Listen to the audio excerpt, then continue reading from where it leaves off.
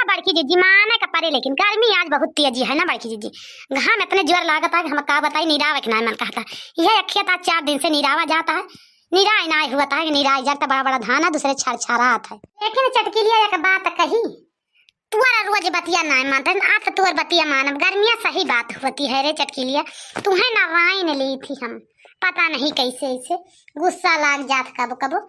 और गर्मियाँ तो होती नहीं है रे, सही बात गर्मियाँ बहुत ज्यादा होती है। लेकिन मजे मजे निरावा जाए ना तो 2-4 रोज में निरा लेंगे रे चटकी लिया, घबरा रहे जुड़ा जुड़ा निरावा जाए।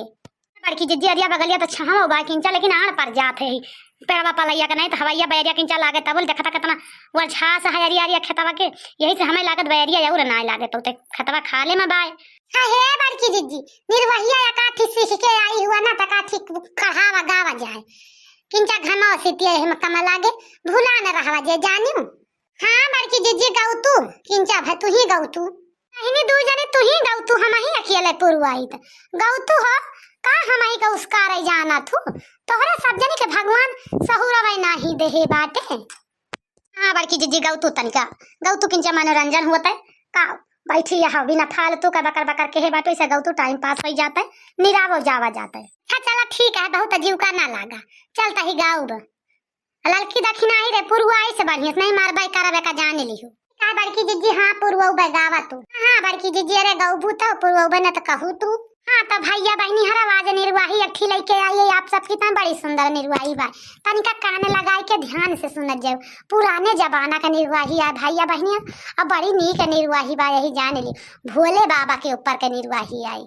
जाने भैया बहनी हर कौने संपत्ति में भोले बाबा गौरा पार्वती के ऊपर दुख पड़ा रहा हुए वही पर के निर्वाही आई भैया बहनी हर तनिका कान लगाए के सुन लिया जाए। अब पूरी निर्वाहिया सुना जाए सुनत जाए भैया बहनी हर नहीं आधी न सुनत जाओ, अब आधे पे बंद कई के मोबाइलिया कुछ और देख लिया जाओ,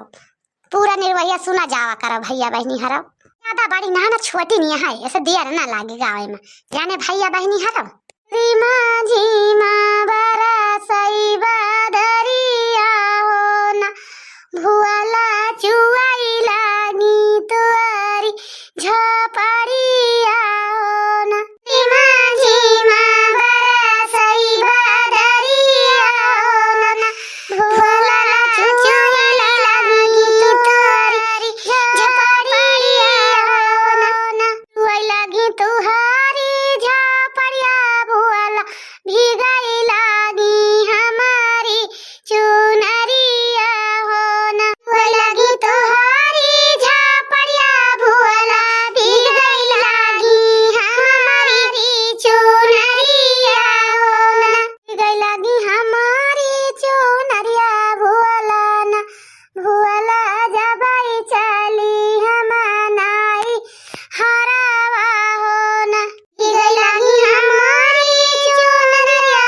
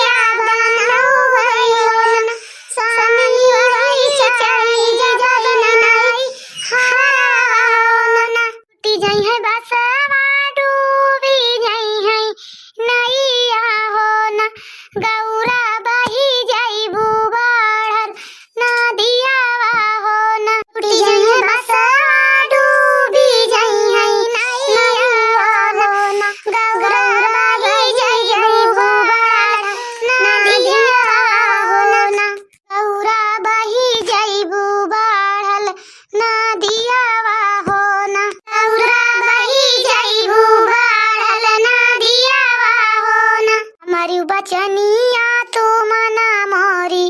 गौरा हो ना,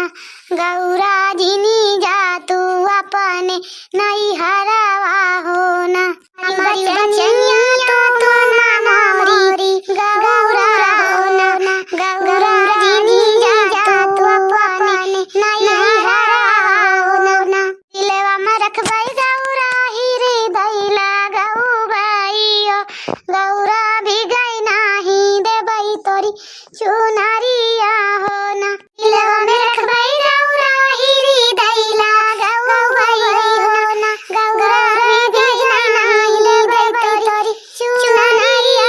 हो ना। अरे हमार मोटकी पतहिया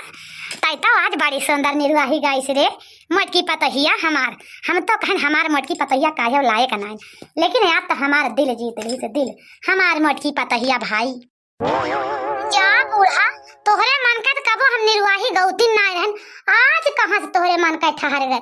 आय बूढ़ा हमार मोटकी पतहिया आज हमारे मन का निर्वाही तय गाय दीस रे, मोटकी पतहिया और तुमसे हम काव बताई, देखा था भैया बहनी हर हमारी बुढ़िया का रसा छीने में बदाए ना तो छीने में पदरम कऊ लागत है, ये तो हमारे बुढ़िया बाय एक कौनो पता ना रहते कब मूड बना है तो कब मूड बिगड़ गया, देखा था